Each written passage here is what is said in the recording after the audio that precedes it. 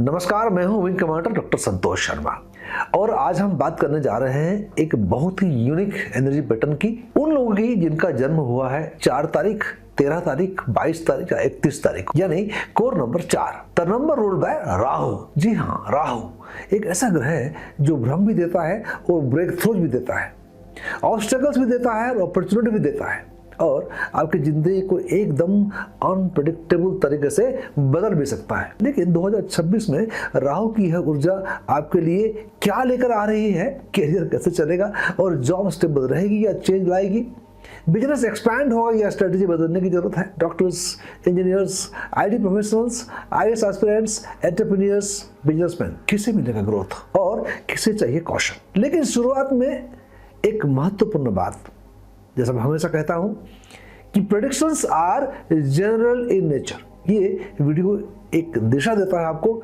Destiny नहीं लिखता है। आपकी असली स्थिति डिपेंड करती है कि आपकी इंडिविजुअल बर्थ चार्ट, आपकी दशा, महादशा, अंतर्दशा, ग्रहों की डिग्रीज, नक्षत्र और आपके कार्मिक साइकिल्स पर। इसलिए इस वीडियो को गाइडेंस की तरह ही मानिए आप, और रियल क्लैरिटी के लिए पर्सनल चार्ट एनालिसिस ही सबसे सही रहा है। चलिए शुरू करते हैं, क्योंकि कोर नंबर 4 के लिए 2026 ट्रांसफॉर्मेशन का साल होने वाला है। कोर नंबर 4 एनर्जी 2026 में कैसा रहेगा? नंबर 4 को राहु रूल करता है और राहु का स्वभाव क्या है कि अचानक बदलाव, अचानक ग्रोथ, अचानक फॉल और अचानक अपॉर्चुनिटीज, यानी अनप्रेडिक्टेबिलिटी ही इनका प्रेडिक्टेबल पैटर्न है। 2026 में राहु की एनर्जी नंबर 4 वालों को 5 बड़े लेसन्स देने वाली है। एक, ब्रेक थ्रू जो मिलने वाली है through discipline.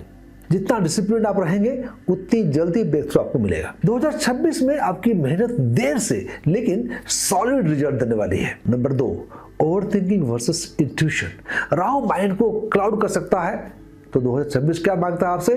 Clear thinking, not confused actions. Number 3, high tech growth, technology, automation, data, AI, इन सब में मैसिव अपॉर्चुनिटीज नंबर 4 वालों को मिलने वाली है। नंबर 4 पे है रेजिस्टेंस, स्ट्रेंथ। आपका ऑब्स्टेकल्स को स्ट्रेंथ में बदलेंगे। यह साल आपको मेंटली टफ बनाने वाला है। और आखिर में 5 नंबर में कार्मिक लर्निंग क्या है? राहु आपको वही लेसन देगा जो आपने अवॉइड किया है अब तक। अब बात करेंगे करियर प्रेडिक्शंस के बारे में है। डॉक्टर्स और मेडिकल प्रोफेशनल्स के लिए कैसा रहने वाला है 2026?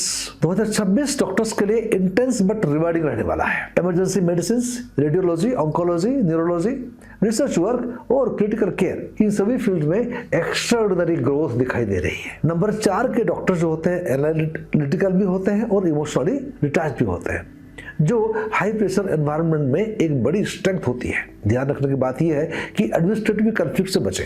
यदि आप ये काम करते हैं हॉस्पिटल वगैरह में तो और डॉक्यूमेंट्स को परफेक्ट रखें। अब बात करते हैं सॉफ्टवेयर इंजीनियर्स के बारे में, जो कि आईटी प्रोफेशनल्स हैं। Rahu equal to technology. 2026 में राहुज डिजिटल एक्सप्लोजन आने वाला है नंबर 4 वालों के लिए और मासिव ग्रोथ इंडिकेटर्स दिखाई पड़ रहे हैं। साइबर सिक्योरिटी में, डाटा इंजीनियरिंग में, एआई ऑटोमेशन में, देखिए क्लाउड इंफ्रास्ट्रक्चर में और ब्लॉकचेन बेस्ड जॉब्स वगैरह में, डेवऑप्स और एसआरई रोल्स में प्रमोशंस लाइक्लीहुड जो है दिखाई पड़ रही है आपको जुलाई से अक्टूबर के बीच में दिखाई पड़ रही है। और जॉब चेंज जो विंडो है ये आपकी जनवरी से अप्रैल के बीच में हो सकता है। लेकिन ध्यान रखें, avoid shortcuts. Rahu quick results भी देता है और इक्वली क्विक डाउनफॉल भी देता है, इसलिए इसका ध्यान रखें आप।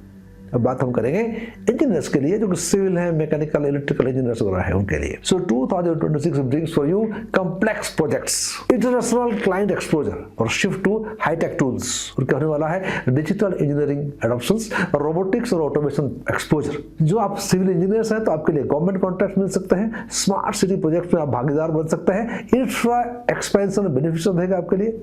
और मैकेनिकल इलेक्ट्रिकल इंजीनियर्स के लिए क्या है? ऑटोमेशन इंडस्ट्रीज में काम कर सकते हैं आप। एनर्जी सेक्टर में और ईवी टेक्नोलॉजी में आपका फास्ट ग्रोथ होने की पॉसिबिलिटी है, तो उसका फायदा उठाइए। जो आईएएस वगैरह में है या गवर्नमेंट एग्जाम का एस्पिरेंट्स वगैरह है, तो नंबर 4 वालों में एक यूनिक क्वालिटी होती है जो बताना चाहता हूं कि ऑब्स्टेकल्स देखकर ये पीछे नहीं हटते हैं। तो 2026 एग्जाम एस्पिरेंट्स के लिए है strong focus, deep research ability, analytical clarity and long study hours.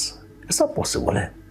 Rahu देता है आपको ऑब्सेशन, अगर इसे सही डायरेक्शन मिल जाए तो यूपीएससी में ब्रेक थ्रू दिला सकता है। बेस्ट एग्जाम पीरियड फरवरी और जून के बीच में। अवॉइड करें क्या? सोशल डिस्ट्रैक्शन और ओवर कॉन्फिडेंस, इसको ध्यान में रखें आप। हम बात करेंगे बिजनेस लोगों के लिए, बिजनेस पीपल के लिए, एंटरप्रेन्योर्स के लिए।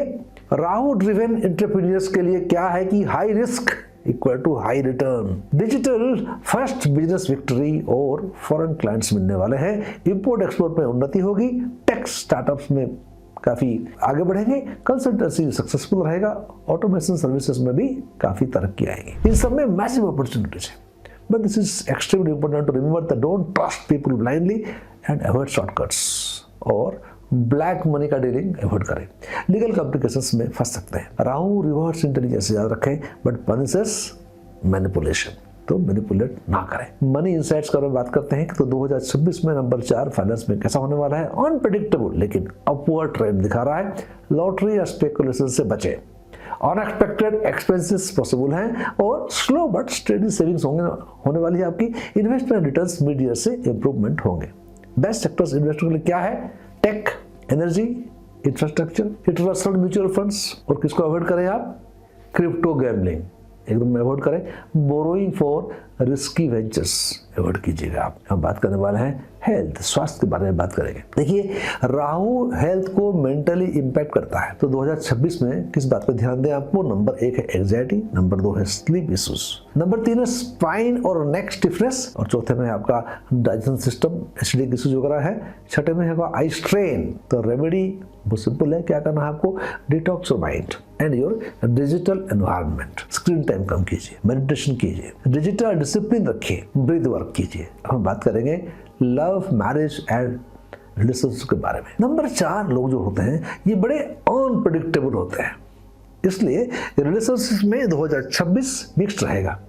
जो सिंगल हैं उनको सडन अट्रैक्शन होगा और सडन कनेक्शन बनेंगे आपके, सडन ब्रेक भी हो सकता है, ये सब पॉसिबल है। डिसीजन बहुत सोच समझ कर लें। जैसे शादीशुदा है, मैरिड है, तो कम्युनिकेशन इंप्रूव करें, सस्पिशन अवॉइड करें। A little transparency brings a lot of peace, remember this. और इम्पोर्टेंट क्या है कि पार्टनर को स्टेबिलिटी चाहिए, आपको क्लैरिटी चाहिए, balancing both is the key, तो इस पर ध्यान दीजिए और इस पर काम कीजिए। बात करते हैं रेमेडीज के बारे में, बात करेंगे रेमेडीज और गाइडेंस के बारे में बात करते हैं। नंबर 4 वालों के लिए क्या क्या करना चाहिए?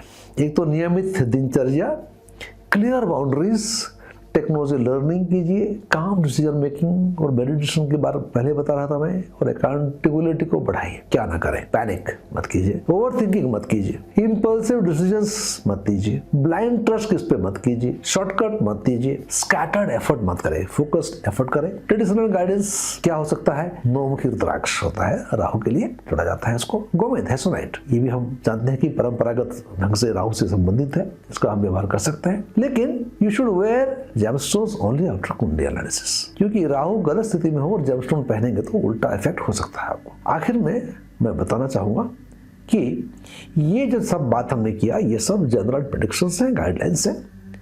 आपका असली फ्यूचर डिपेंड करता है कि कुंडली की एग्जैक्ट डिग्रीज क्या है ग्रहों की, अंतर्दशा, महादशा, प्रत्यंतरदशा, दोष वगैरह जो होते हैं, और राहु की प्लेसमेंट क्या है, आपके कर्मा कैसे रहे हैं, लाइफ साइकिल्स कैसी आपकी रही है, नक्षत्र की एनर्जी कैसे काम करती है। तो जनरल प्रेडिक्शंस बस दिशा दिखाती है, इतना याद रखिएगा आप।